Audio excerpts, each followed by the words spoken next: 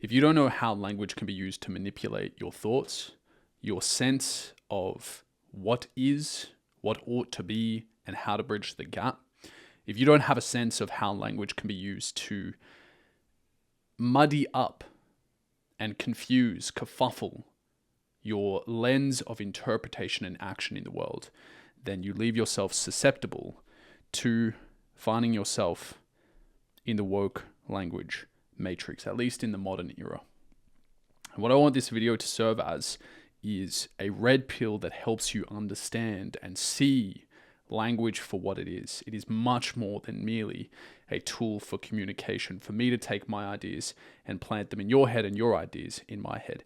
And what I want to do is have you leaving this video with a deep understanding of the role of language in the building block of thoughts, providing us with a lens of interpretation and orientation in the world.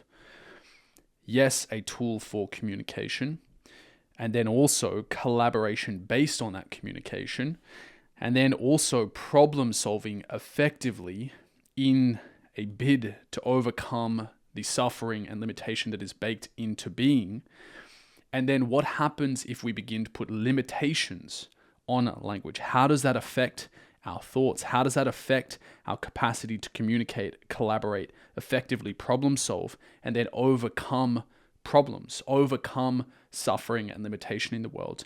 How can it then be used in the name of controlling us and how we think about things, our capacity to make sense of the world around us? How can it be used to confuse?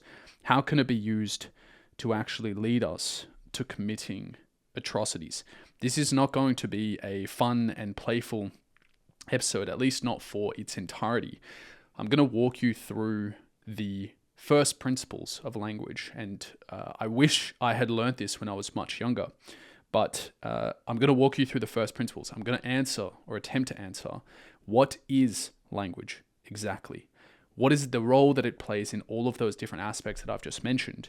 And then we're going to go deep down a dark rabbit hole, and we're going to look at some of the atrocities that have been committed and how people just like you and just like me have committed these atrocities, and how their lens of interpretation has been influenced through language.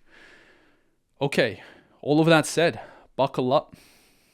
I suppose I wanted to highlight here that the solution to being trapped in this case, the woke language matrix, in having your thinking kerfuffled, limited, and bounded within politically correct culture, the solution is to wake up to how language is being used to control you. And if you don't know that it can be used to control you, if you don't know how it's being used to currently control you and your thoughts and your capacity to think clearly, then the odds are you are likely already still stuck inside the PC matrix.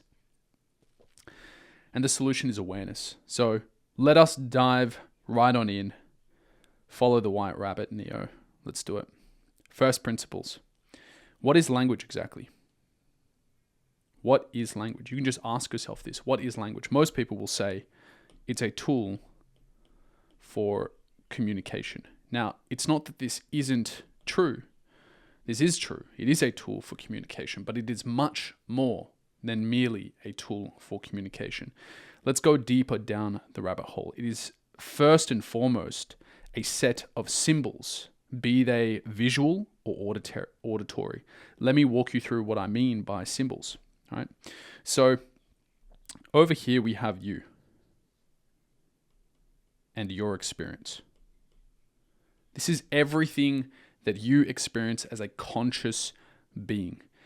All of it's filtered through your five senses. It's all filtered through your five senses. And here is me with my experience. Now, you take your experience and you represent it with symbols via the process of abstraction.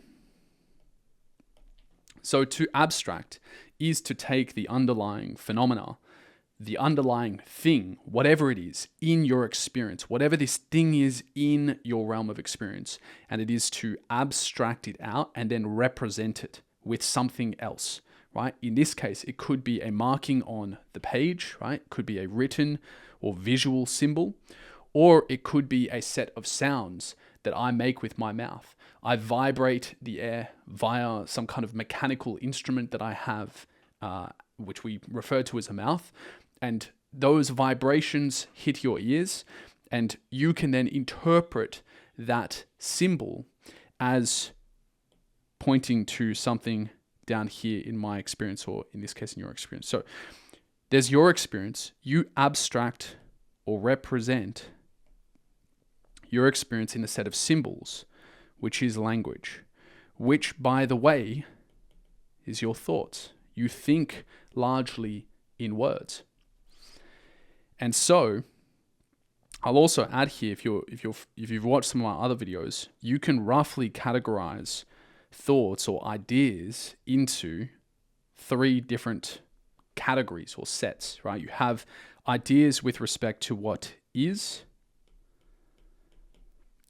You might refer to this as truth. You have ideas with respect to what ought to be. What is the proper goal or the desired state of affairs? And then you have a conception with respect to how to bridge the gap between the two. And so we can almost label these as category 1, category 2, category 3. And we represent those 3 categories and all of the ideas therein via abstraction of our underlying experience into a set of symbols, or what we refer to as language. Now, language is the building blocks of our thoughts. Okay, now I do the exact same thing over here. Yeah, symbols and language and thoughts and ideas about what is, what ought to be, and how to bridge the gap. Now, I'll also write over here very quickly. You can just keep this flowchart in mind. Language is the building block of thought, which is the building block of action. Action, and you might want to keep in mind the key word here, orientation. So if you can influence someone's thoughts, you can influence their actions, the way that they are, their modus operandi in the world. And if you want to influence thought, one way to do it is to control one's language. And this is kind of like the basis of CBT, or cognitive behavioral therapy, that every behavior stems from an underlying thought or belief. And if you want to change the behavior, you got to go back and change or alter the thought. Okay, so let's jump back to the iPad. You have your experience, you represent it or abstract it or model it in this set of ideas, 3 fundamental categories of ideas.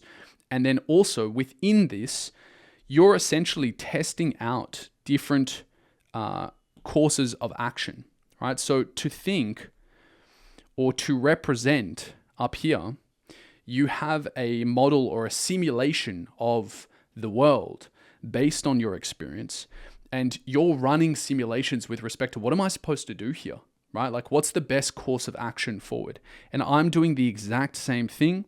And then we are sharing notes, and this is communication. Okay, we're sharing notes with respect to, hey, based on my conception of what is, what ought to be, and how I think we ought to go about getting there, let me share this map of my worldview with you, and then let's compare notes. Let's have a look at yours. Let's see if there's something that you've missed. Let's see if there's something that I've missed, and then let's use that as a basis for proper action toward the highest possible good, we might say. Okay, so first takeaway here is that language is not merely a tool for communication. Language is also the means by which we represent and model and make sense of our experience to orient ourselves in the world. Now, I'll just quickly mention there you can screw with people's sense of direction. You can confuse people by messing with their set of symbols or their language, the building blocks of their thoughts, right? I'll do this in red. Or you can control a group by limiting their capacity to communicate those ideas. Okay? So, first principles, you have to understand that language is not merely a tool for communication. It is a set of symbols that we use to represent our experience and our sense of an underlying reality, also what ought to be and how to bridge the gap. And once we do that, we can then use language as a tool for communication to share notes. Okay. Now, what I've got over here is essentially that same diagram with a number of key quotes. And what I'm going to do is unpack these quotes. I've got a number of clips that I'm going to play for you with people who've really helped me make sense of this. And then I'm going to tie it all together with respect to modern instantiations, of language being used to control you, perhaps. Okay, so again, we've got my experience, we've got your experience, and we have our thoughts or our abstractions or our models of what is represented through language via the process of abstraction or representation. Okay? Now, the first clip that I'm going to play for you, this video is going to have some crossovers with psychology and also with personal development of all kind of fields. So this sense of what is language and what is the role that it plays, it's not merely a political or restricted to the political sphere. It's also, it has a role to play, or plays a significant role in the realm of psychology, in the realm of personal development, and also in the realm of politics, and even meaning and I suppose religion to a degree. Okay, so nervousness versus anxiety nervous/anxious or excited. And I'm going to play a clip for you now to demonstrate the role that language plays, not merely in communication, but rather in interpreting our experience and making sense of our experience. Let's jump across to a gentleman called Simon Sinek. And this is what I realized this when I was watching the London Olympics, so a couple Olympics ago. And I was annoyed by how all the journalists asked all the athletes the same stupid question. Literally, everyone. Were you nervous? Or are you nervous? Whether it was before or after the event. Every single time. And every single time, all the athletes gave the exact same answer. No, I was excited. No, I'm excited. Every single time. These elite athletes had learned to interpret body stimulus. What are the signs of nervousness? Your heart races, you visualize the future, your hands get clammy. What are the stimulus for excitement? Your heart races, you visualize the future, your hands get clammy. They had learned to interpret what their body was telling them, not as nerves, but as excitement. Okay, so notice here how what Sinek just put his finger on is that the underlying experience of sweaty palms, elevated heart rate, perhaps a tightness in your chest, how you can take that underlying experience, and then when you abstract it and you label it, you can label it as either nervousness or anxiety, or you can label it as excitement. And depending upon how you label it, that will influence it's a lens of interpretation. That labeling, if we come back to this diagram that I drew over here, over here, that labeling of your underlying experience with a particular linguistic category or term is going to be the basis of your thoughts and your modeling of what is this and How should I respond? Which is why he was making reference to those elite athletes. The underlying experience is the same, but the interpretation of those physiological changes or phenomena is different. And it results in them interpreting and acting upon that stimulus in different ways. Now, another example of this is Abraham Maslow once said something along the lines of, you might have heard of Maslow's hierarchy of needs, but he once said that we are both gods and worms at the same time. And this kind of draws our attention to it's somewhat paradoxical because both are true. In a way, we are a clump of cells hurtling through a cosmos without meaning, on a big rock. And so if you interpret yourself and your experience as I'm just a clump of cells, I'm essentially a worm on this big rock hurtling through space, versus interpreting yourself as a cosmic creator with an element of the divine in you, wherein the future, what will be, is influenced by you and your decisions. Through your decisions, through your choices, you are creating the future. And in that respect, there is an element, a godlike element to you and who you are. Notice how it's the same underlying experience, so to speak, right? Same underlying experience. But if I interpret myself as a form of the divine, I'm born, or I am made in the image of God, so to speak, and somebody else were to interpret themselves as some meaningless worm, a cosmic, a worm, a clump of cells on this big rock doing nothing of any kind of significance, you can see how our language, our labeling of that underlying experience provides a commentary on meaning.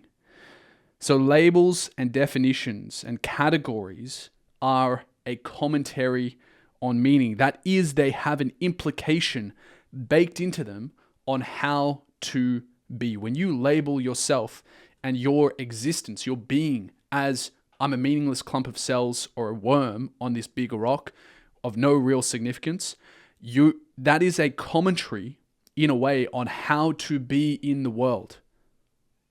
Versus, I have the spark of the divine and the future is my responsibility.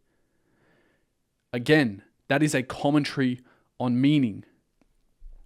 So I'm going to come back to this other lady over here, Dominique Ashaheed. I'm going to play a couple of small clips from a TED Talk she gave that helps elaborate on this. That definition and meaning are not the same things. That definition is, in fact, a commentary on meaning. I love that. Definition, the labels that we give to things, the categories that we use to break up our experience, they are commentary on meaning. That's huge for me, particularly as a woman of color. Now, she's going to relate it to her own identity and how she interpreted her history. The business of identifying myself for myself. The resistance of being misnamed further, historically or contemporarily, begins with me having a different kind of relationship with language. So the point that she's making here is that she, through her inherited language from her forebears, was interpreting those kind of linguistic terms, those categories, those labels, were a lens through which she was interpreting her history.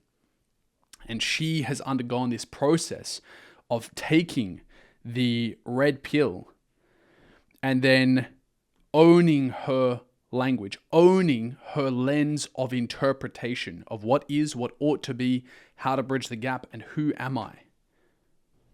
So, part of what I do as a writer. I'm going to jump to the next clip here. In an African American context, when I say language is a borrowed thing, that is certainly true, but it's true for all of us. There's a phrase that I identified with well into my adulthood.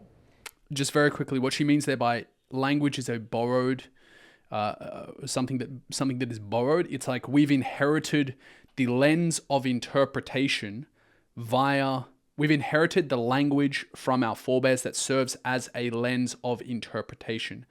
But part of her journey and yours and mine into adulthood is recognizing that we are experiencing through this linguistic lens. And we can choose what are the words that we use to denote our experience. And in doing so, we provide our own commentary on meaning, which is to say we write our own story. That was used to describe me. And that phrase was the descendant of slaves. Black History Month, that is a phrase that is bandied about almost every day, right? The descendants of slaves, the descendants of slaves. I didn't have a problem with that at all. I did not have a problem with the languaging of that at all. So that's her current lens of interpretation. It's through that language that she's making sense, right? It's through that language. Let me come back to here. It's through that language, descendant of slaves, that she's making sense of her experience and her history and her identity. Whereas what we're about to see, she's going to reclaim this process of abstraction. She's going to reclaim the means by the lens through which she interprets who she is and how to be in the world. Until Prince Harry was visiting the States. This was years ago. And I had the television on. I wasn't really watching it, but I heard it. And when they were describing him, he was described as the ascendant of a king. And when I heard that, there was a necessary juxtaposition with descendant of slave. And suddenly, everything that I knew about etymology became apparent. That was her red pill moment. Because I know that to ascend means to go up from or to be above. And I know that to descend means to be beneath or to come down from. So this is a person who is being languaged as the ascendant of a king. I love that. Notice how she used language as a verb. I was listening to another philosopher who I'm actually going to play for you in a moment, called John Searle, and he wrote a book called Speech Acts. To label with speech is to perform an act of interpretation and then denotation with a particular meaning. And I love how she used language as a verb there. He will rise higher than a king. And I have been identifying with the phrase descendant of slave. I will be lower than a slave. And so she's realizing her implicit lens of interpretation via inherited language, whether it's from her forebears or from the culture around her. I had a problem with that. Okay. So much about my experience, my historical before I got here experience, my historical before I had a body or a consciousness experience, is trying to tell me that I'm a conquered person. So what she's just said there, when she's saying the parts of her that are before her body, she's referring to the linguistic categories, right? All of the language that she has inherited and the meaning, the commentary on meaning. If we come back to here, the commentary on meaning that her inherited language has, where she is viewing herself as as a descendant of slaves, and then also all of the association or the commentary on meaning and how the implication for action based on that interpretation. Okay. Now, I've written here to reiterate, language is a set of symbols used to abstract, label, categorize, differentiate, model, simulate, and then communicate the world and our experience of it. It is the building blocks of thought and downstream action. I want to really hammer this home with a couple more contemporary examples here. Let's jump back across here. Would be this: not that language makes the world. That's the kind of subjectivism that I wouldn't want to accept, but rather something like this: what counts as an object, what counts as reality, is a function of the system of representation that we bring to bear on reality, namely language. So when he says the system that we bring to bear on our experience, right? He's saying it's the lens here.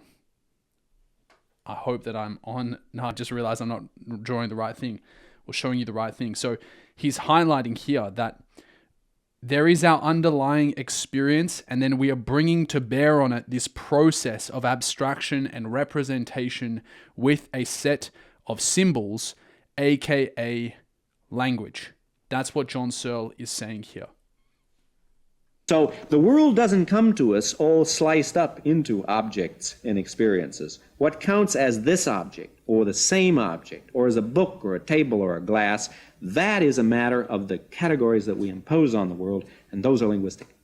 Would you say that we impose categories on the world via language? We differentiate this thing over here from that thing over there. We say those two in some way are significantly different via denoting each with a different symbol, be that a written word, be that a spoken word.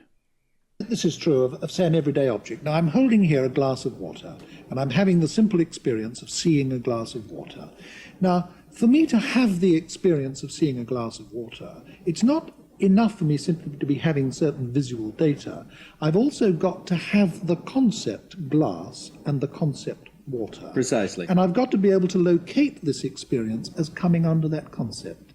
Now, first time I heard this, I was thinking this is way too philosophical, but I'm going to make it real for you, hopefully. So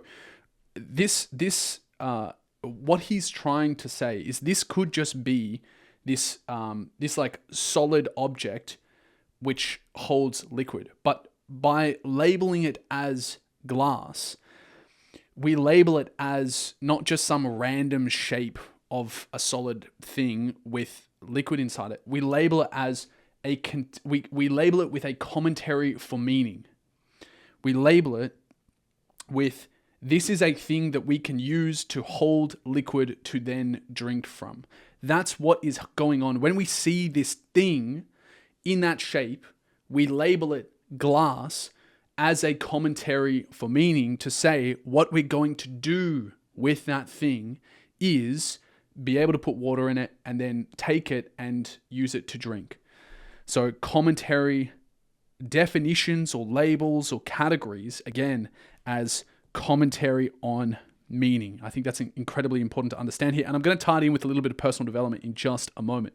And therefore I couldn't have the experience of seeing a glass of water without some linguistic equipment. That's the point I'm making, precisely that. Yeah. Okay, I'm going to jump across to Goggins to give us some hard facts and tie this all together. I think, again, the personal development industry knows this already, that we can have the same underlying experience, be it trauma, be it bad things that have happened to us, be it obstacles that we encounter, and the language that we use to label it is going to influence our capacity to make the most of those obstacles and those setbacks. So let's come back here and I'll play this clip. You have to constantly rewrite your book every day of your life. Rewriting your book is choosing to provide your own commentary on meaning, right? As opposed to simply labeling with the language that you have inherited, your kind of default software. You have to rewrite your own story, which is to say, you have to choose the linguistic categories or the labels with which you make sense of and structure your experience. You know, and these aren't just words I say. This is how I have to live. Like, these are conversations I have with myself. And I say it everywhere I go. The most important conversation when you have with yourself. Yes. You live with it every single day. But most of our conversations are not the right ones. They're not the ones that are going to push us to the place we need to go. They're the ones that are going to keep us sitting in that toxic environment that you've helped create and everybody else helped create, and you just live in it. You live in it. I love this. So let me jump back to the whiteboard. It's almost like, right, you have this underlying experience, you're labeling with language, and when Goggins says you're having a conversation with yourself, and that's the most important conversation you're going to have, a way of interpreting what he's just said is it's almost like there's one version of you over here and a version of you over here, and this one over here on the left-hand side is going to be labeling your experience with all of these extremely disempowering terms. I'm the ultimate victim. It's going to be interpreting everything that happens to you as the victim. Woe is me, sad, sad, sad. Whereas this one over here is going to go, nah, we're going to label this in a way that empowers, in a way that propels us forward. Or even, you could even say the lie. This one over here is going to be labeling things in a way that is the convenient lie, the blue pill. Whereas this one over here is going to take the hard truths, perhaps, labeling with the hard truths. We'll jump back to Goggins here so he can elaborate. We live in a world now that's so kind. We find the kind way around everything. Like, if you don't look good, I have to find a kind way of saying, I don't like your shirt. Right. That's not the approach. If that's the approach you're looking for, that book is not for you. Can't Hurt Me is not for you. The approach you have to take, at least I took, you take whatever approach you want. The conversation had to be a real, honest conversation in the accountability mirror of, guess what? I was fat. Don't find a kind word to say that, you know what? I've gained some weight. No, you're fat. When I couldn't read. So it's almost like the body positivity movement is one way of thinking about this is that there's the underlying reality, right? A certain aspect of your experience, a certain body fat percentage, say, and you can either label that as I'm just a bit fluffy, or I'm cuddly, or something like that, and notice the commentary on meaning and the implication for action with that label, which is to say, you're probably not going to be hitting the gym, you're probably not going to be amplifying the amount of shame that you feel for being somewhat of a glutton, versus labeling yourself as I'm fat, because baked into that is the commentary on meaning or the implication for action of, dude, you got to do something, you got to up your standards, you got to go to the gym, you got to watch what you eat. Okay, let's jump back to Goggins here. I started being able to take negative shit and be happy. And this whole, I say what if a lot, it sounds corny and it sounds weak, but it's true. I was like, man, what story would it be if my fucking fat, dumb, lying to be friends with people, insecure ass can overcome this shit? I love it. Okay, so let's jump back to the whiteboard. I've just hopefully shown you how language can be used as it's a lens of interpretation for what are these obstacles? What are we supposed to do about them? And we've got these two voices in our head, the conversation that we're having with ourselves. Are we going to be listening to this one or labeling with these terms or labeling with these terms? And you can apply this to interpretation of obstacles, interpretation of crises. Is a crisis an opportunity for evolution? One thing that I've been repeating with my sisters is this happening to me or is this happening for me? And if it's happening for me, how can I make the most of it? Again, that's I'm using language as a lens, or the language that I'm using or choosing to use is also choosing a lens through which to interpret that which is and how to respond. It's choosing a mode of being in the world. Okay, even though someone else might have the same underlying experience, yeah? Someone, you or another person might have the same underlying experience, but the way that we label with language is going to provide the building blocks of the actions that we then take, yeah? Language is the building block of thought as the building block of action and orientation in the world. Okay, the exact same thing applies to trauma. You can either look at trauma and the horrible things that might have happened to you in your childhood, say, and you're either going to label with victim is me forever and always, or you're going to view them as an opportunity. And another thing that one of my sisters said to me recently is your pain is your purpose. And you can take the pain that you have experienced. It's almost like the pain in your underlying experience is what gives you a good sense of what is a problem or a source of suffering in the world that you might be able to solve. And in that way, if you view your trauma as a key to purpose, it provides you with the necessary insights to go ahead and do something good in the world.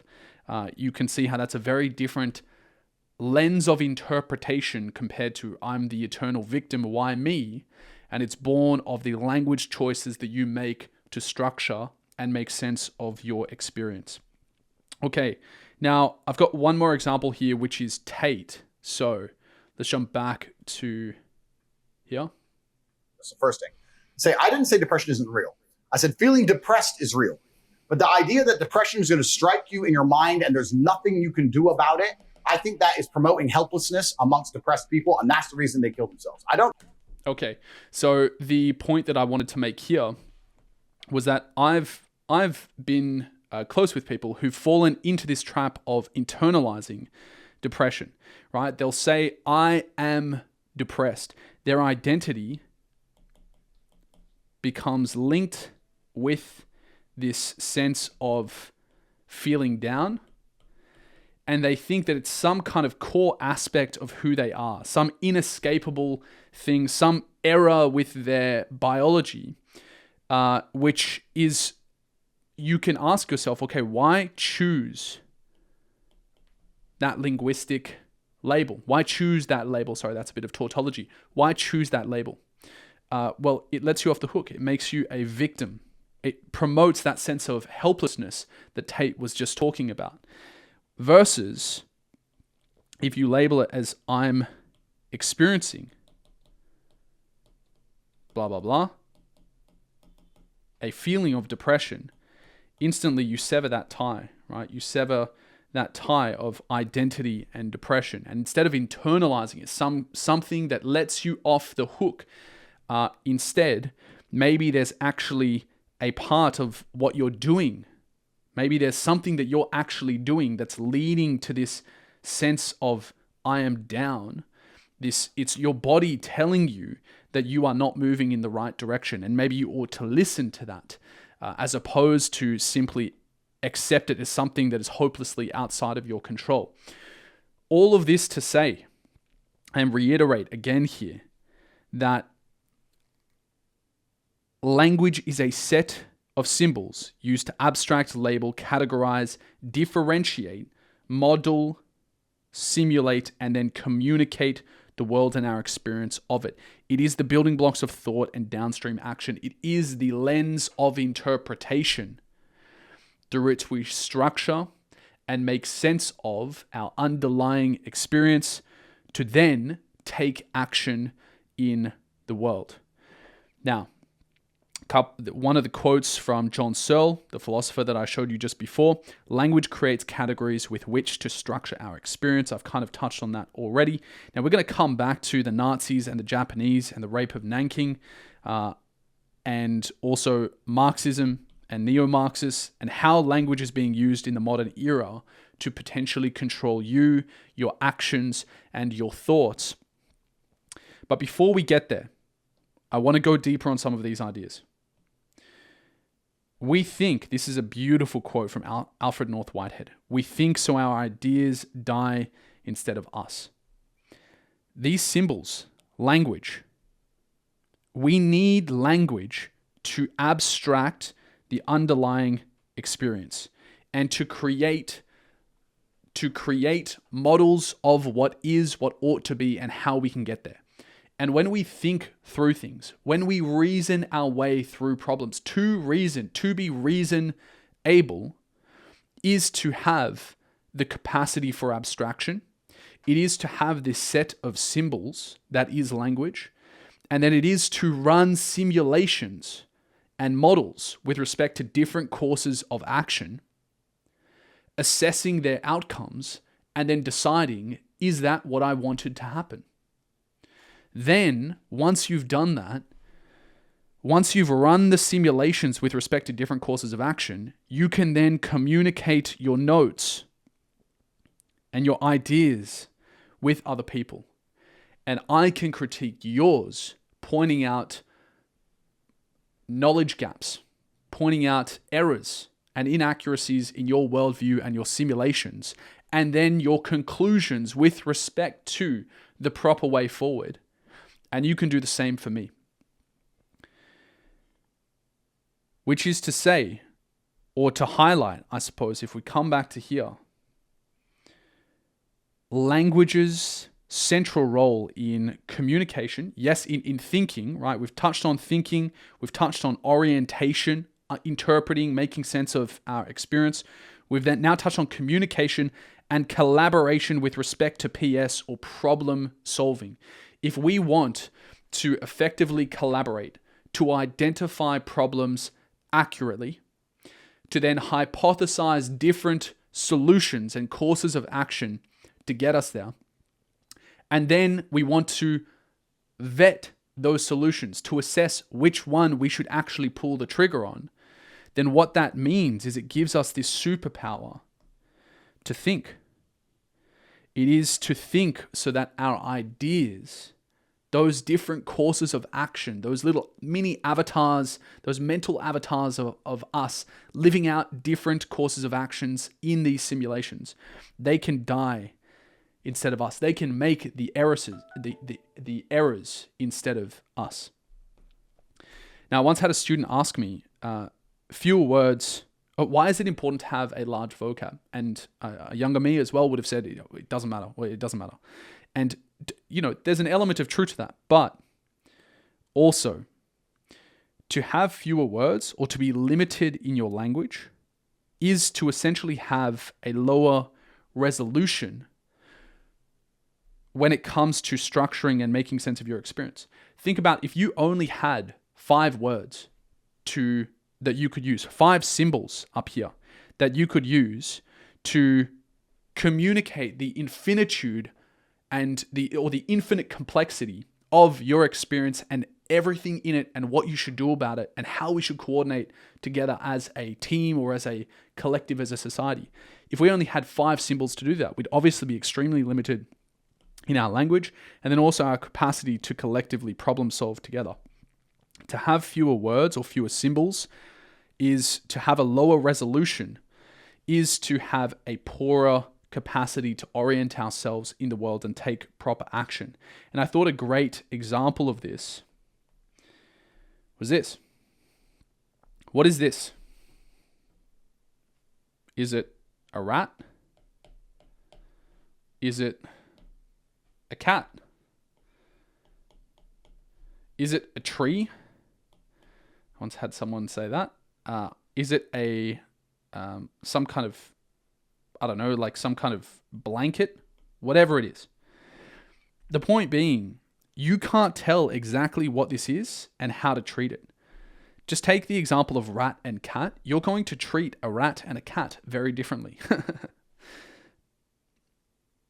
And in doing so, right, it's your label, let's say this is your experience, you see this thing, how you label it is going to provide commentary for meaning and therefore an implication for how you're going to respond to this thing. Now, when we turn up the resolution on our language, when we have more words to distinguish, right? When we have more symbols, more nuanced symbols that differentiate this thing from that thing. And then within that category, okay, let's split that into that thing and that thing. And those two things are different from one another because this thing has this important characteristic and this other thing has that important characteristic. When we do that, when we turn up the resolution of our language, we turn up the resolution of our lens of interpretation, and we're able to see clearly. We're able to see exactly what is in front of us and how to act accordingly, right? Again, the way that you're going to respond to this thing, if it's a rat, is going to be different to if it's a cat. I assume you're not going to go and pat this thing if you know that it's a rat, right? Whereas if it's a cat, maybe you're going to. Rule 12. Now, I thought I'd give a couple of examples here, right? Let's say that you're doing heart surgery and you have limited resolution, right? Let's just take the metaphor of eyesight. Let's say you have limited resolution. You are going to be a horrible heart surgeon, or you're not going to be a very effective heart surgeon if you're operating with this resolution. You need this resolution down here to be able to distinguish what exactly is it that you're seeing in front of you and what to do about it, right? Can you imagine if you were going in for heart surgery, you would not want the guy who has like horrible eyesight. You want the guy with 20/20 vision. Same goes for defusing a bomb. You don't want to defuse a bomb with this type of, this type of resolution. You want this type of resolution for sure. Now, all of that to say, you need high resolution when making sense of the wild complexity of being, interpreting what is and how to be in the world. Now, lastly, I've noted here imposing that. To control language, to limit language, is to forcibly limit one's resolution. Maybe if you want to control someone, one of the best ways is to confuse them, so they don't know how to orient themselves in the world, so that they don't know how to push back. They don't know when to push back. They don't know exactly what is, what ought to be, and how to bridge the gap between. And in a way, in then looking for a sense of security, maybe they're willing to become slaves of sorts. So you can impose via things like hate speech laws, you can impose a limited resolution. Okay, let's backpedal a little bit. Limited speech leads to limited thought and collective problem solving. And that's the point that I was just making there with respect to hate speech laws as an example. Now, this is a quote from 1984. Don't you see that the whole aim of Newspeak is to narrow the range of thought? So Newspeak is the dictionary. Now, for us, we're used to the dictionary expanding in the number of words each and every year, which is to say our distinctions of this and that, and then creating more distinctions to say, okay, we can actually be more specific within that category of this. Let's break it up into this and that, and this and that. Year on year, our language can expand representative of a turning up of the resolution. Now, Newspeak is the dictionary in 1984 wherein the government, apologies, I just realized I wasn't sharing that. So I was just saying how to limit language is to decrease the resolution. For us, each and every year, more and more words in our dictionary, expansion of the words and symbols that we use to represent our underlying reality, is making our lens higher and higher HD. So we actually know what it is we are doing here. Where are we? What is, what ought to be, and how do we bridge the gap? Now, Newspeak is the opposite. The dictionary that the government is forcibly implementing, or the language norms that the government is forcibly implementing so as to turn down the resolution and make the populace more and more controllable via control of their language and then control of their thoughts.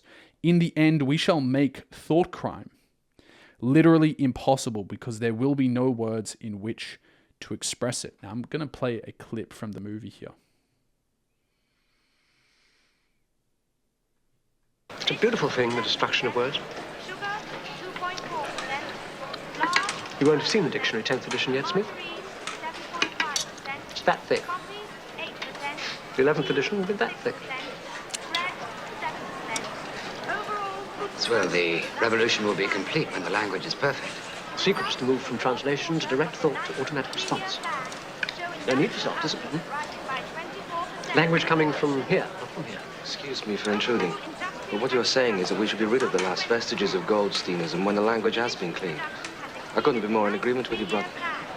When the language has been cleaned, which is to say, get rid of all of the language that allows for dissent and turn down the resolution to the point where the only thing that you can see is what they want you to see. And I think the contemporary application of this is the woke language matrix, which I'm going to point out in a moment. I'm going to tie this all back together into how language is being used to control you, perhaps. Okay. Now, I have a couple more kind of G-rated examples to really hammer this home, but I think they're spectacular for helping us understand the role of language in differentiation and in categorization of the underlying reality. And this is super eye-opening, or this was super eye-opening to me when I first learned about this. This is a spectacular TED Talk. I'm going to provide links to all of these videos in the description. Languages also differ in how they divide up the color spectrum, the visual world. Some languages have lots of words for colors. Some have only a couple words, light and dark. And languages differ in where they put boundaries between colors. So, for example, in English, there's a word for blue that covers all of the colors that you can see on the screen. But in Russian, there isn't a single word. Instead, Russian speakers have to differentiate between light blue, голубой, and dark blue, синий. So Russians have this lifetime of experience of, in language, distinguishing these two colors. When we test people's ability to perceptually discriminate these colors, what we find is that Russian speakers are faster across this linguistic boundary. They're faster to be able to tell the difference between a light and a dark blue. And when you look at people's brains as they're looking at colors, say you have colors shifting slowly from light to dark blue, the brains of people who use different words for light and dark blue will give a surprise reaction as the colors shift from light to dark, as if, ooh, something has categorically changed. Whereas the brains of English speakers, for example, that don't make this categorical distinction, don't give that surprise. There's nothing in. So that is incredible, right? Let me just point out the implication of that, yeah? So if we come back to this diagram, it's not even just that language is influencing the underlying thoughts, which is influencing the action. It goes even deeper, guys. It's like the language that we use and that we learn and that we inherit can influence our perception on, in this case, a perception that can be mirrored in our biology, right? She was speaking about how some of the brains would pick up on they'd fire, the neurons would fire to represent a recognition of two different things, two different colors, all born of the language that the user has inherited, yeah? So it's almost like we can add this extra label in here, or this extra step. And this is where Newspeak comes in, right? If you can limit the language, not only can you limit the thought directly, but you can limit one's perception or capacity to even have the thought, the wrong think in the first place. Okay, now I have one more clip from this TED Talk that I'd like to show you. In how they describe events. Languages also differ in how they describe events, right? So you take an event like this, an accident. In English, it's fine to say he broke the vase.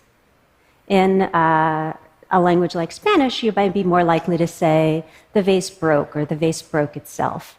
If it's an accident, you wouldn't say that someone did it. In English, quite weirdly, we can even say things like, I broke my arm.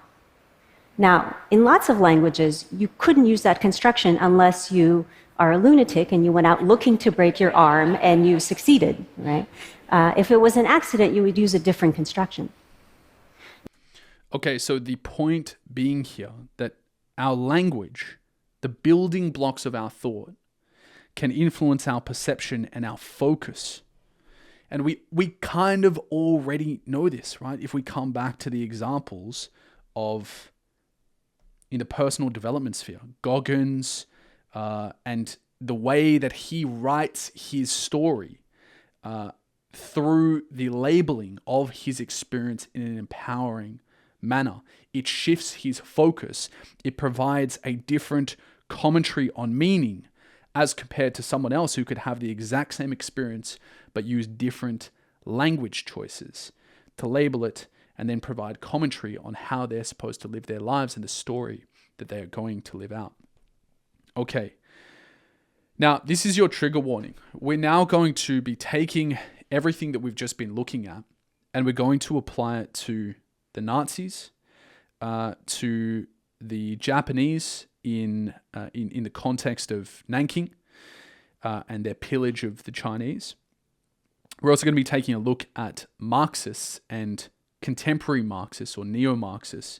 And I'm going to introduce a couple of key terms, but I'm going to show you how language can be used to manipulate the perception, thoughts, and then actions or behaviors of people just like you and I to commit atrocities and also to become susceptible to ideologies and authoritarianism. So let us jump back to the whiteboard over here. I'm going to take a quick pause and I'll be back. All right. Now, when I was reading about the atrocities committed by the Nazis in Man's Search for Meaning, when I was reading a book called I'm going to write this because I don't want to get in trouble with YouTube, but the so-and-so of Nanking, right? The so-and-so of Nanking, which is another atrocity committed in the 20th century, genocide. And then also when I was reading about the instantiations of Marxism and their shortcomings, to say the least, in the 20th century, their instantiations, say, in the USSR, I was trying to read history through the lens of how could someone like you, like me, live out this dehumanization and live out these atrocities and potentially even enjoy it. And it led me to the conclusion that language plays a key part. So let me point to a couple of examples here. Now, this is from a website called the Holocaust Encyclopedia, and I wanted to draw your attention to here. Now, the language that Hitler used to describe the Jews was language that was describing them in a way that was analogous, as you can see here on the screen, parasitic vermin, right? A pest. And to come back to this notion of definition is commentary on meaning or implication for how to act and how to treat. When you label a people as a pest or a vermin, you are simultaneously providing commentary with respect to how to view them. You are choosing, if we come back here, you are choosing through your language a perceptual lens through which to then think about and then treat, in this case, the Jews. I'm going to give you another example. In July 1941, Adolf Hitler declared the Jews as the ferment of social decay and boasted that he had discovered how the Jewish race as a something a virus, a toxin, or a parasite poisoned and infected Nazi Germany's body politic. Again, what do you do with a parasite? It's providing, through that linguistic choice, it's providing a lens of experience, or choosing a lens of experience and then an implication for how to treat the Jewish people. It is dehumanizing. And you'll notice that that's a key character, or that's a key step toward committing atrocity, is dehumanizing the person in front of you, which is to say, I think it's to strip away the Judeo-Christian lens that is, there is a spark of divinity in this person, which is to say, if you don't like the spark of divinity messaging or whatnot, it's just to say the language that we use in the West, at least its roots provide a lens of interpretation that says you, as a human being, have an element of the sacred in you, which confers upon you human rights, okay? And to dehumanize a group of people like the Jews, Hitler used language to influence perception and thought, the way that people saw and thought about the Jews, and therefore the way that they were treated. Now, this pattern occurs over and over. So this one is with respect to the so-and-so of Nanking, a vicious political propaganda predicated upon the systematic dehumanization of Chinese people as a foreign other, whose murder was both morally permissible and essential to guarantee Japanese self-preservation. As we have seen in other acts of collective violence, when victims are described as cockroaches and pests, reducing to non-human-like caricatures, the empathy and respect one typically affords a fellow human being disappears. Killing a child during war would be dishonorable, but killing a cockroach that posits a threat to your own survival becomes an honorable act. Now notice, again, that lens of interpretation, labeling as, it's the same underlying phenomenon in front of you, say, a child. My apologies. It's the same underlying phenomenon. Yeah, your experience of the world, or my experience of the world. What is? There is a child. If you label it as a child versus you label this young Chinese, not even a human being anymore, right? In the eyes of the Japanese here, labeling that child as a cockroach that is essentially in the way of the divine Japanese conquering of the Chinese, you are going to treat that child in a very different way. Again, language providing a perceptual lens and a commentary on meaning and implication for action. I have one more example here, which is from the USSR. Lenin speaking of the kulaks, which, just think about the kulaks as being successful farmers for the moment. Blood-sucking kulaks. Now, if there is someone who is more successful than you or has done well for themselves, and you wish to demonize and dehumanize these people, maybe you're going to describe them as blood-sucking kulaks, or maybe blood-sucking capitalists, as opposed to perhaps, right, the most highly productive people in society. The language you use influences your perception and the building blocks of how you think about things, and then the way that you are, the behavior that you embody, the actions that you take. Now, this language, in many cases, it is a choice. There is a choice that goes on here.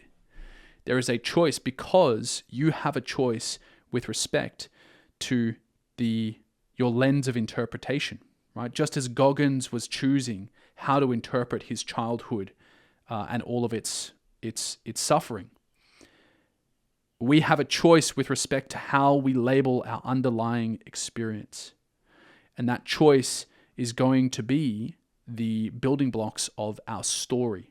the story that we are going to live out. And you might have heard someone like Jordan Peterson say that we exist, we live out a narrative framework, which is to say what is, what ought to be, and how to bridge the gap.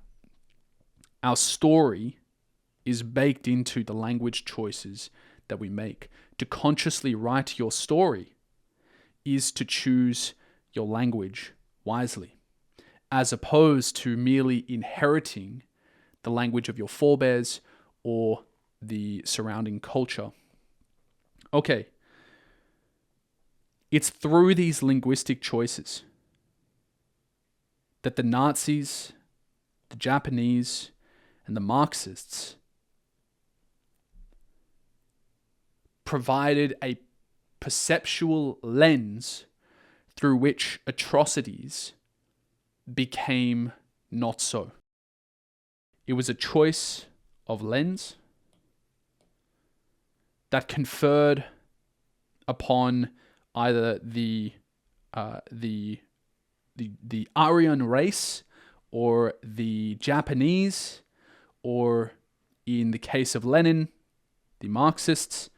It conferred upon them victim power. Now, I'm just going to add a brief note here with respect to the language can be used to kerfuffle, to confuse, to recategorize and reinterpret, and to then make moral. Now, postmodernism is this notion that there is an infinite number of interpretations of the world, and all interpretations, all stories, right? All interpretations of what is, what ought to be, and how to bridge the gap, they're all equally valid. They're just different ways of being, which is the same thing to say multiculturalism to no end, inclusion to no end. There is no such thing as judgment. There is no such thing as a shared ideal by which we can assess the goodness or badness or betterness or worseness of an idea or a culture.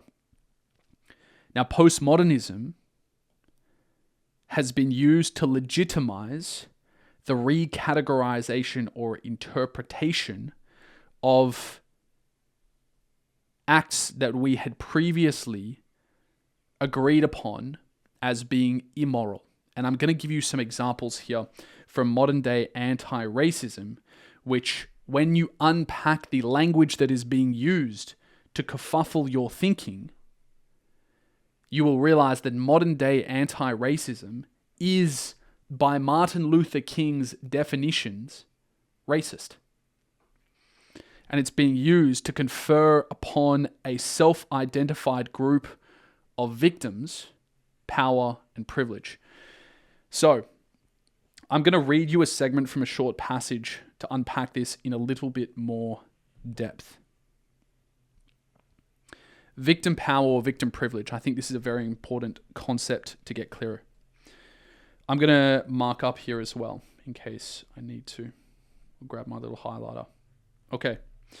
Political correctness refers to these boundaries, the borders which dictate what is socially acceptable, what is politically correct, and what is not politically correct.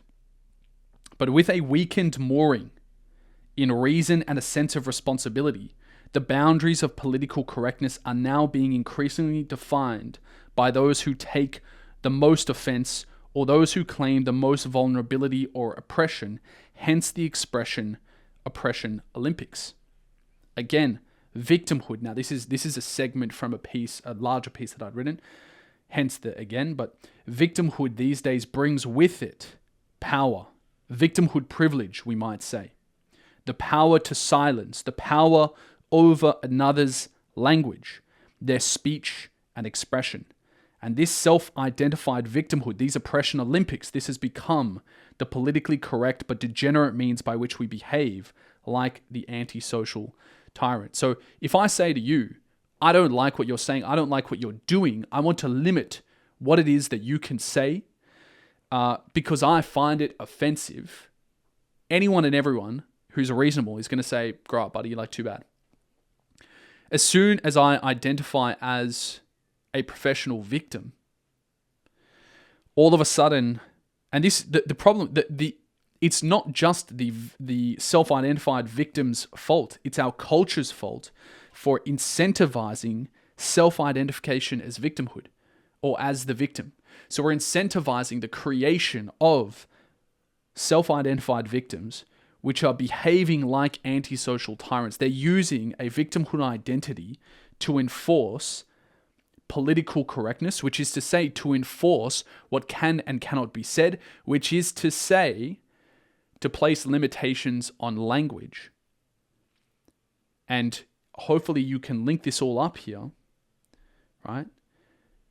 It's like if you want to control someone, and we all agree that slavery, you can't get away with slavery, right? It's not, it's clearly immoral. If you want to get away with controlling a person's actions, maybe you need to control their thoughts and their capacity to collaborate and communicate with others and share those thoughts. Maybe you need to control their perceptual frame. And maybe the way you do that is by limiting language under the guise of compassion and safety for the self-identified victims, aka the antisocial tyrants. Compassion and victim, and hence, if you might have seen me use this term before, we have this savior-victim or this victim-savior dynamic, a sick dynamic, wherein we provide the desperate for meaning saviors, victims who are then conferred power over one's or over reasonable people's language and therefore downstream their actions. And so I want you to take away this term from this video, victim privilege or victim power.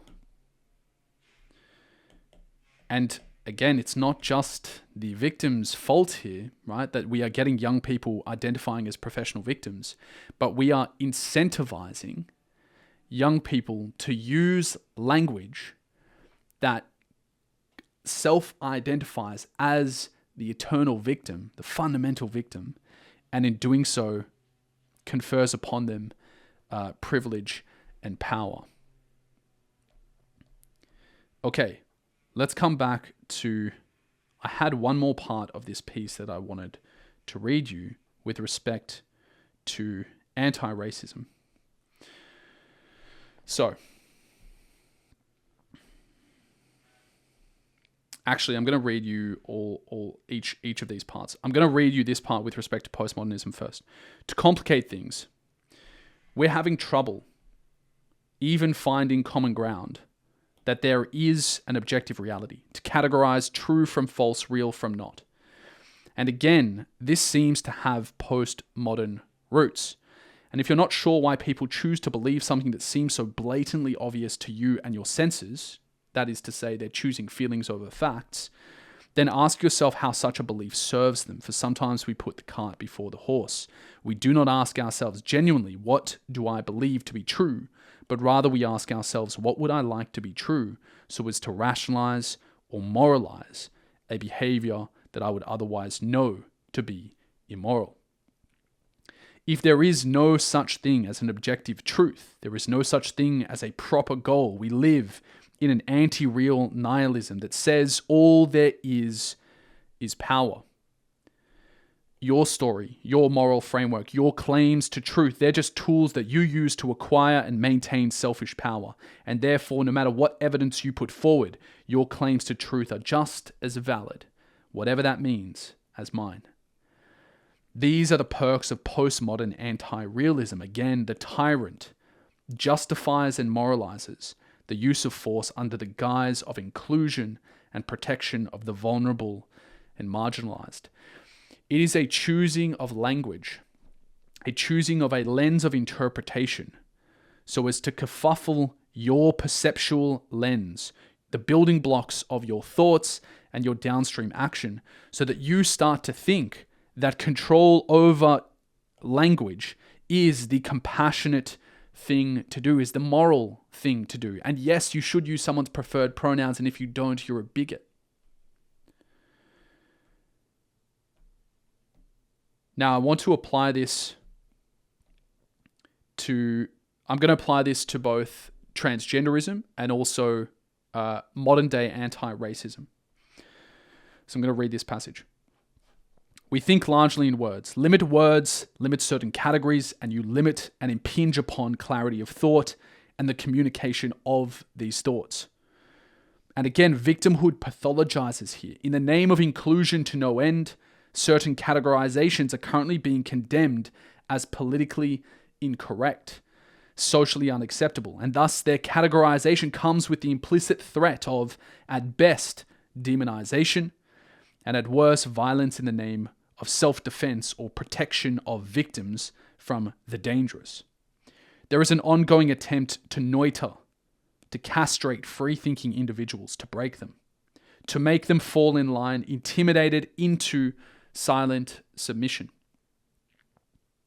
to trap them inside a politically correct matrix where we cannot draw certain distinctions. We cannot draw the distinctions that Big Brother does not want drawn. We cannot say, you know what, that over there actually is different to that over there, and appropriately exclude via the drawing of necessary boundaries and categories. Take, for example, the thought-stopping cliche or the implicit threat, depending upon how you look at it. Trans women are women. Fundamentally, this is a form of category collapsing. A politically correct and increasingly socially condoned threat. Do not draw the distinction between biological females on the one hand and biological males who say they feel more like a woman, whatever that means, on the other. It's a threat to say there is no meaningful distinction between my childbearing, birth-giving, life-creating mother in all her goddamn glory and a psychologically unstable narcissist who dons a dress and lipstick and then insists upon using the same change room as my sisters. Notice how political correctness is placing limitations on the language so as to limit your perceptual distinctions, to say, actually, sorry, you are a biological male and you are not going in the same change room as my mother or my sisters. It's a threat to say you've hit the edge of the PC language matrix, the woke language matrix, Neo. And you must return to the woke, politically correct territory, lest we lambast and pillory you for your bigotry. Sit down, shut up, and be quiet like the good little slave that you are. Straight from the mouth of the tyrant, only it's disguised in the not-so-invisible invisibility cloak of inclusion and compassion toward trans people. It's a decategorization in the name of an obsessive and unsophisticated inclusion and compassion impulse. And this is what I mean by it's not just about the self-identified victims and these antisocial tyrants. It's that we also have these unsophisticated, compassionate enablers. An obsessive and unsophisticated inclusion and compassion impulse, one that is actually rather misogynistic and disregarding of females, women's experience in their wanting of female-only safe spaces, away from the voyeuristic and prying eyes of predatory males. Victimhood claims coupled with intimidating outrage are being leveraged to limit people's thought and behavior, not under the virtue of power, but rather the nouveau virtue of weakness and vulnerability. Now, if you want to control someone's language and you just say, I don't want them to say it because it's offensive, you're not going to get anywhere. If you want to control someone's actions and say, I want to make them do what I want, again, you're not going to get anywhere. Because we have this very, very deeply entrenched, at least hopefully, entrenched value for liberalism and for freedom of expression.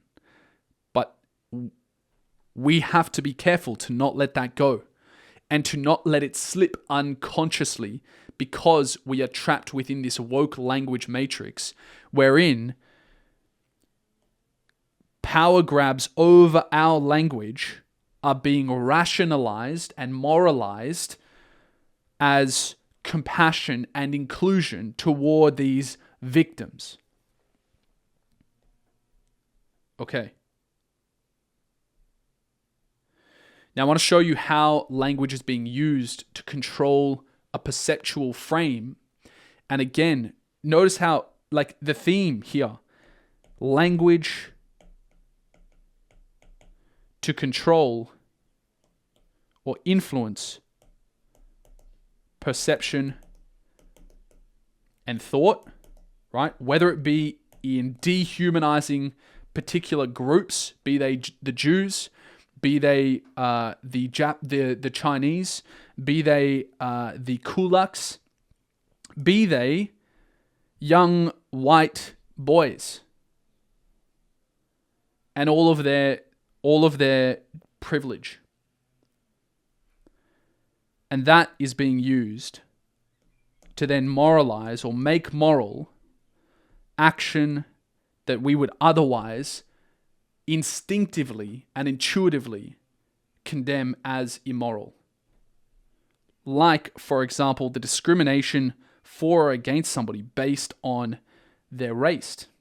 Now, I'm going to show you how this postmodernism and its interplay with language is being used to kerfuffle so as to make moral the discrimination for or against people based on the color of their skin under the banner of anti-racism. So this is a quote from Martin Luther King, yeah? The anti-racist OG, right? The actual anti-racist OG. I have a dream that my 4 little children will one day live in a nation where they will not be judged by the color of their skin, but by the content of their character. This is part of the central ethos of the modern West. Maybe I'm not sure whether I should say modern anymore, of the West. This notion, this value for individualism. This value for individualism. Which is to say, you are not merely your group identity. You are not merely the color of your skin, nor your ethnicity. You are an individual, and we will judge you based on the contents of your character and the choices that you make. Now, the definition of racism here is discriminating for or against someone based solely on the color of their skin. Can we find common ground that that's racism and that it's immoral? And if yes, take a look at the, so to speak, leader of modern anti-racism, right? This is Martin Luther King. He's the traditional force against racism versus Ibram X. Kendi, the modern, again, so-called leader of anti-racism. And here are some quotes from his book. A racist idea is any idea that suggests one racial group is inferior or superior to another racial group in any way. Racist ideas argue that the inferiorities and superiorities of racial groups explain racial inequalities in society. Now let's just take the proportion of African Americans in the NBA. Is that an instantiation of racism, Mr. Kendi? And if we run with this definition, then yes, but I highly doubt that he would say yes. But if we say, take the representation of other, this is essentially a neo-Marxist, a New Age Marxist claim, right? To say that racism is to have any kind of unequal outcome between racial groups. And if you want to go deeper on this, then have a look at my video titled "Inequality is Fair Sometimes," because this is a form of neo-Marxism. Marxism being there is the oppressors and the oppressed, right? Sorry, I should say there's the bourgeoisie and there's the proletariat. Two classes, yeah? And this, I gotta fix up this pen. There is the proletariat, the privileged, the oppressors, and then, sorry, I'm getting mixed up here, guys. I can feel myself starting to fade, so we're going to wrap up soon. The bourgeoisie, the oppressors, and there's the proletariat, the oppressed. Now, instead of viewing it through an economic lens, neo-Marxism is just an appropriation of Marxism to the modern era in its many forms, saying any inequality in outcome, any disparity between the outcomes of groups, be they racial groups or the two sexes or something like this, it must be evidence of racism or sexism, whatever other ism you want. Another quote here, racism itself is institutional, structural, and systemic. It's a redefining of racism to mean unequal outcomes between racial groups, which is to say, all of this, if you believe in this, right, and you can see how it kind of, you could get away with that if you don't think through it deeply. It then moralizes and legitimizes discrimination for or against someone based on the color of their skin in order to produce equal outcomes between racial groups, which is the exact opposite of Martin Luther King's vision. Modern anti-racism is, by Martin Luther King's definition, racist. And I might do another video on this that essentially explores this idea in a little bit more depth. But the focus, the takeaway of this one is that language, a redefinition of racism, is being used to influence the building blocks of our perception and our thoughts so that we actually view discrimination based on someone's skin color as moral. And when I say we, I mean people who are still operating within the woke language matrix. And hopefully this is starting to hammer in here, right? Hopefully you're starting to wake up to realize how language is being used to limit, to impose upon you an interpretive lens of what is, what ought to be, and what ought to be done to bridge the gap between the two. Okay, time to wrap up, guys. Language is the building block of thoughts and ideas, which is the building block of downstream action and communication.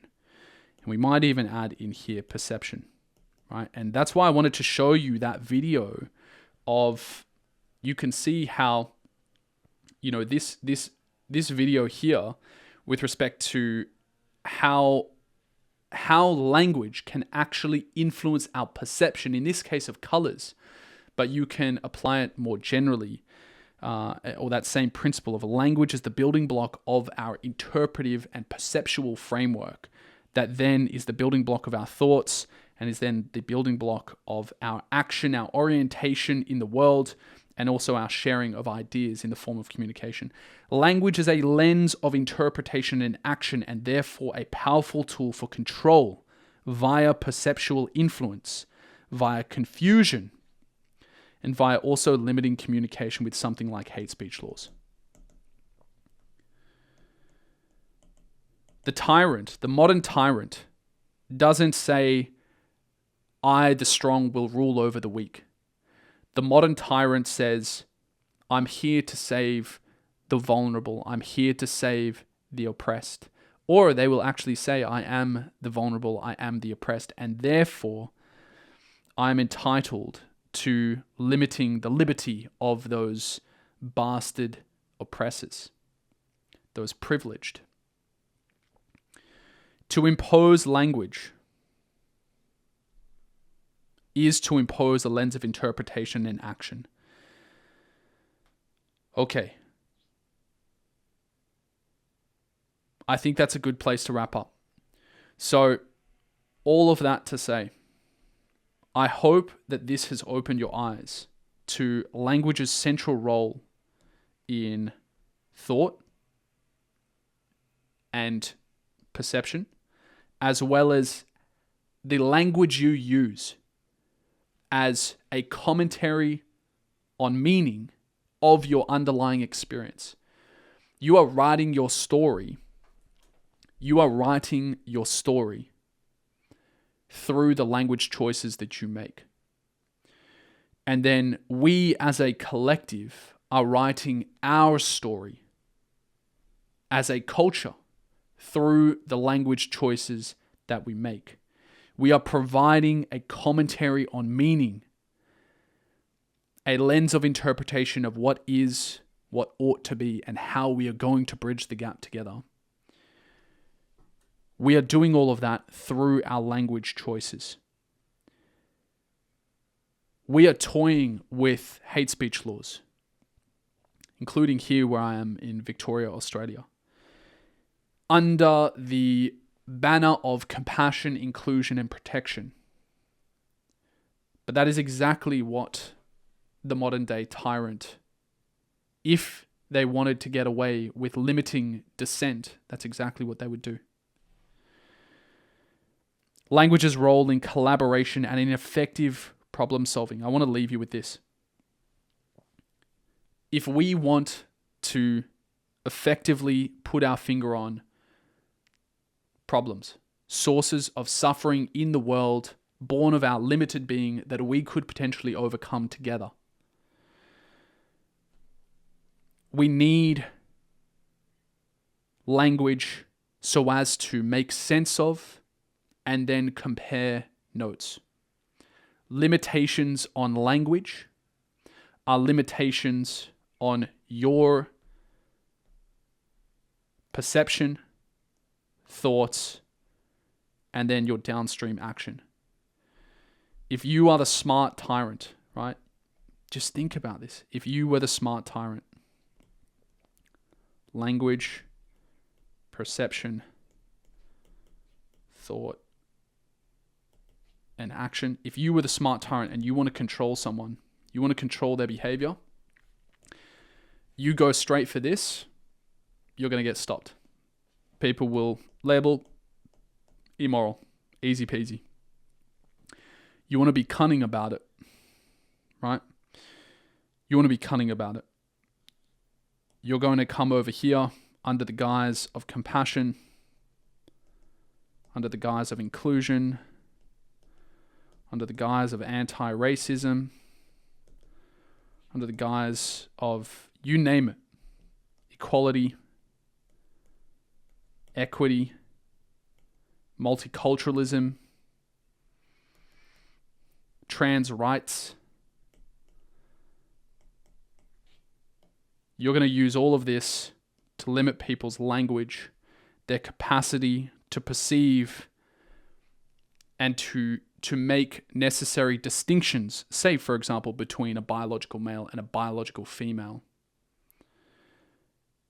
to limit thoughts and the communication of these thoughts so as to effectively and collectively put our finger on, hold on a second, maybe we're not for this.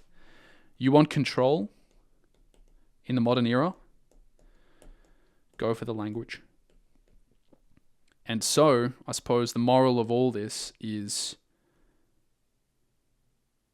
eyes wide open to the importance of your language choices in writing your story, but also eyes wide open to language and your language choices and our language choices as a collective, as the building block for writing our story as a culture.